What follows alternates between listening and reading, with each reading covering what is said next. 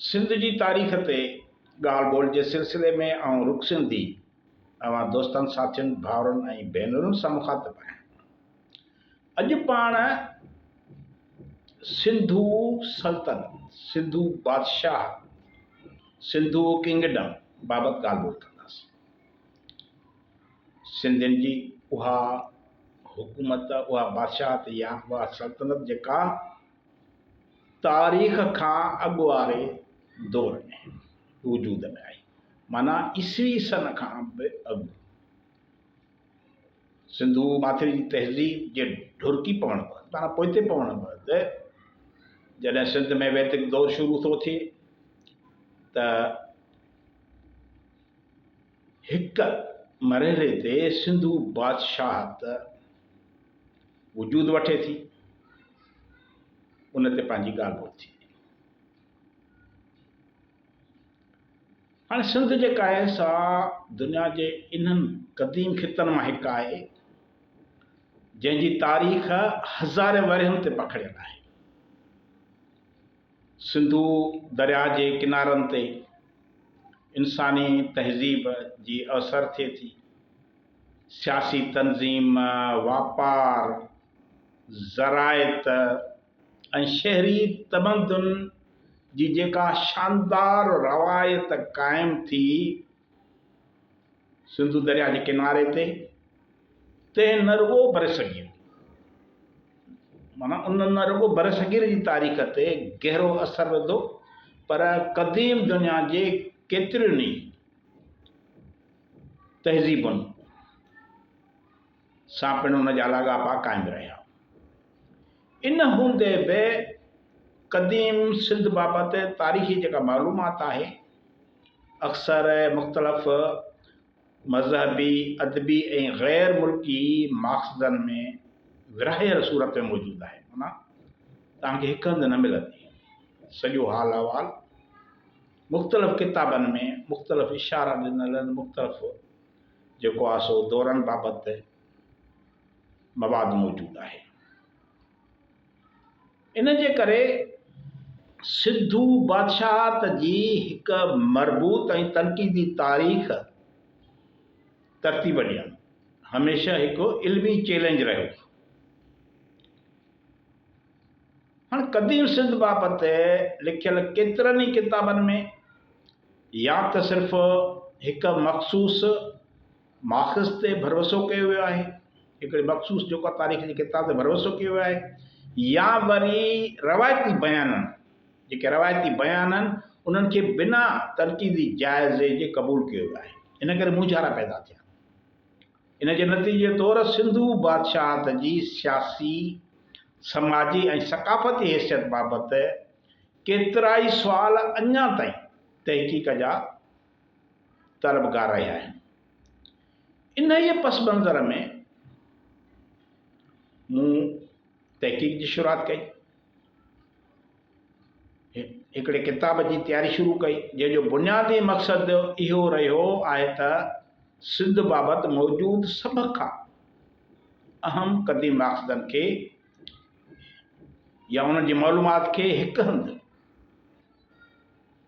गॾु करे उन्हनि जो तक़ाबली ऐं तनक़ीदी मुतालो पेश कयो वञे, जीअं सिंधू बादशाहत जी तारीख़ बाबति हिकु वधीक मुस्तनद ऐं मुतवाज़न तस्वीर साम्हूं अची सघे। मूं पंहिंजी हिन तहक़ीक़ किताब में ऋग्वेद, अथर्ववेद, महाभारत, रामायण, मुख़्तलिफ़ पुराण, ॿुध ऐं जीन अदब, अख़मेनी माना फ़ारसी सल्तनत जा कुतबा, यूनानी जेके तारीख़दाननि जूं रवायतूं ऐं मौर्य दौर जा सरकारी दस्तावेज़ बुनियादी माख़ज़ तौरु इस्तेमालु कया आहिनि। इन सां गॾु जदीद आसार क़दीमा, तारीख़, लिसानियात ऐं क़दीम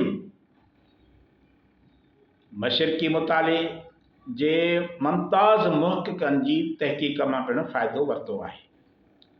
हाणे हर माख़ज़ खे उन जी तारीख़ी पस मंज़र, मक़सद ऐं एतबार जे रोशनी में परखण जी कोशिश कई वई आहे त जीअं कंहिं हिकु रवायत या हिक नुक़्ते नज़र ते भाड़न बदिरां मुख़्तलिफ़ शाहिदियुनि मां गॾु कयल नतीजा अख़ज़ करे सघजनि। हाणे हिन जेको मुंहिंजो सिंधु बादशाह ते किताबु आहे, हिन किताब में जिते मुमकिन थियो आहे उते असुल संस्कृत, प्राकृत, फारसी या यूनानी जेके मतन आहिनि उन जा मुस्तंद हवाला पेश करे उन्हनि जा सिंधी तर्जुमा पिणु शामिल कया विया आहिनि। इन खां पोइ वरी हर माख़ज़ जो तारीख़ी तज़ियो, जदीद मुहक़िक़नि जी राय ऐं तनक़ीदी जाइज़े जे बुनियाद ते नतीजा पेश कया विया। हिन तरीक़े सां किताब जो बुनियाद रवायती बयान बदिरां असुल तारीख़ी शाहिदनि ते रखियो वियो आहे। सिंधु बादशाहत बाबति मुंहिंजो ही तहक़ीक़ किताब या हीअ तहक़ीक़ कंहिं क़ौमी या सक़ाफ़ती दावा खे साबित करण लाइ न, पर तारीख़ी माख़ज़नि जी रोशनीअ में सिंधु बादशाह जी तारीख़ खे इल्मी अंदाज़ सां सम्झण जी हिक संजीदा कोशिश आहे।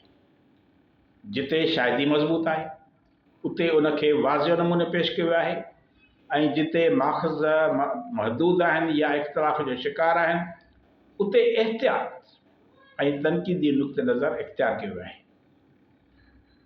मूंखे यकीन आहे त तारीख़ नवेसीअ जो बुनियादी उसूल बि इहो ई आहे त नतीजा शाहिदनि जे बुनियाद ते अख़ज़ कया वञनि,